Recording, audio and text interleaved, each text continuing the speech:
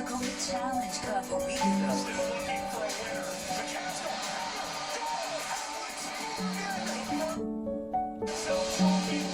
And now they have their eyes set on a confident KC squad. It's a double dose of NWSL action on ION.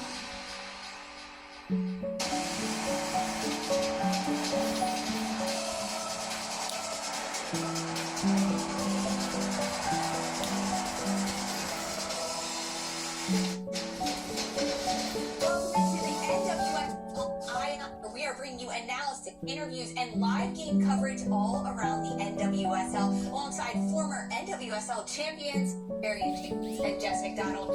I'm Lisa Carlin. We have doubleheader action tonight as Washington Spirit hosts Bay FC in the first peaks on Kansas team.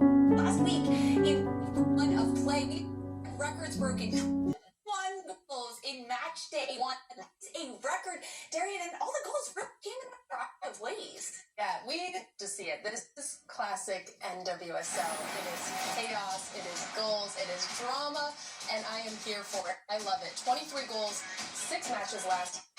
It's incredible to see. What an intro to 2024, and I think it's a testament to the work that the league has done, bringing in a diverse group of players that are hungry to score. And with this new media deal, I love that there were so many goals. What a way to bring so much more attention to the sport and really prove that this is what the sport needed for so long, and so many people get to see it. Fans get to engage in ways that they've never had to before, and I hope we see some more goals this weekend. I mean, if it's anything like opening match day, I hope we do. But more history could be made this weekend, ladies, because we are inching closer to the 3,000th NWSL regular season goal. And Darian, we're sitting with a history maker ourselves right here. Jess McDonald was part of the 1,000th goal in the NWSL for Western New York Flash. There it is, Jess. What do you remember about this goal? Yeah, I definitely remember taking this long run. I knew exactly where Lynn Williams was going to play it because she had played me once moments before that, and I missed, and I'll never forget that. So here I am. I'm focused on that run. I'm not missing. This is going in. I had no choice at that point.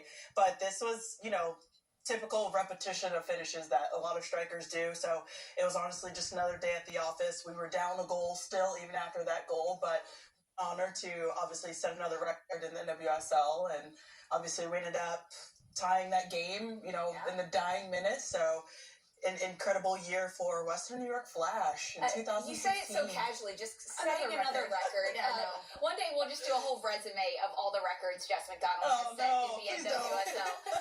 NWSL action started in match day 2 last night out in Orlando, Florida. Second half, things really took off.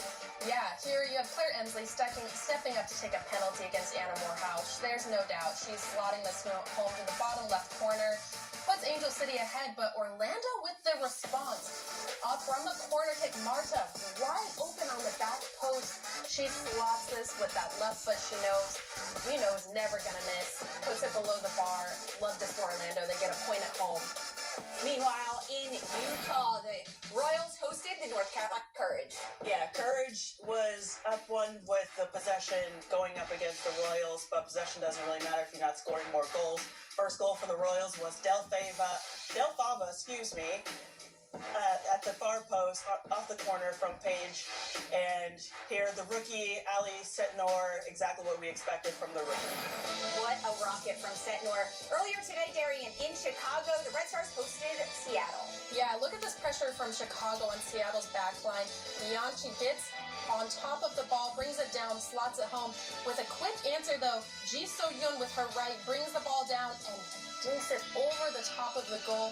But Chicago was not done. The game winner by Maximilian Rao, assisted by Taylor Mallon with a cross. And look at these celebrations for Chicago. Chicago back-to-back wins to start their season. Talk about a turnaround.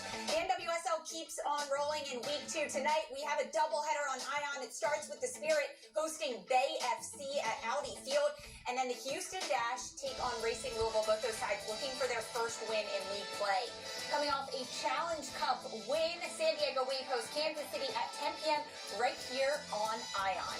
Tomorrow, one game. It's an evening delight. Portland Thorns hosting New Jersey, New York, Gotham FC. Gotham, this will be their first regular season match as they played in the Challenge Cup last week.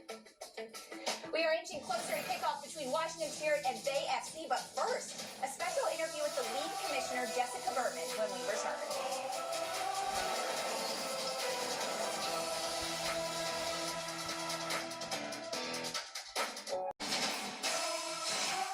In 2022, the national page on a new chapter of women's sports in the United States. All of the players lead to help transform the culture. On ION analyst Jordan Angeli sat down with Commissioner Jessica Berman. Commissioner Jessica Berman, thanks for joining us. To start off, what has surprised you the most about this league? When I took this job, the narrative was negative and people were not able to see the potential. And I think what surprised me the most is not that it was possible to pivot and transform the league, but how quickly it happened. There's going to be a lot of new viewers and new fans on ION this year. What can they be prepared for when they watch NWSL? Well, one of the reasons we're so excited about our partnership with ION is because we feel like we're going to be able to reach new and different fans. People who feel like that is athletes or cultural icons, they are household names. We want them to be able to see those athletes at their best. So we think that entertainment to really help catalyze the growth of our league. I'm going to start with the young players because it does feel like there's been a movement over the last couple of years to bring in some of these youth players. Why is this youth movement good for the league and the players? We always think about it from both a fan perspective and a player perspective. I think from a fan perspective, we already have the youngest demographic in professional sports. And so just by definition, we cater to that younger demographic who is a little more multicultural, a little more tech savvy. Thinking about all those things, that next generation is exactly what those fans want to see. From a player perspective, we are also very intentional about the need to in the world. That means they're as great as it can be, Cater to these young players. and we also have to remind ourselves that they are 14, 15, 16. Yes. And I have a 13 and 16-year-old. So when I see some of those players, and even speaking to media, my mind is just like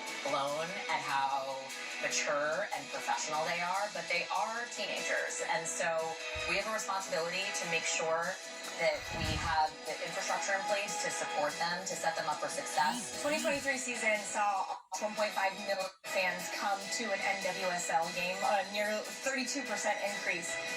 What's the goal for 2024? We want to break a record that we broke last year, and we're pretty confident that we're going to do it. It sounds to me like the best is yet to come. We are so excited about the league. Dana Castellanos for Bay FC made her NWSL debut last week in LA, and now she'll play again in the nation's capital in the first ever matchup between Bay and Spirit. Don't go anywhere. We'll be right back.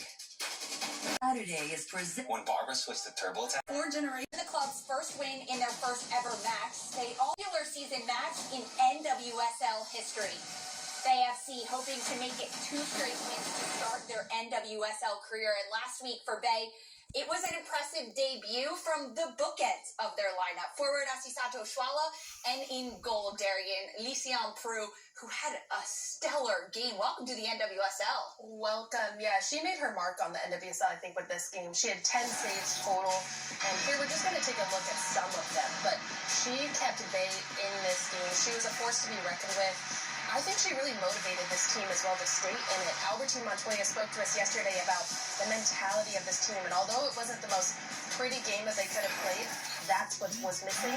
And they kept the team in, and they're going to build from there.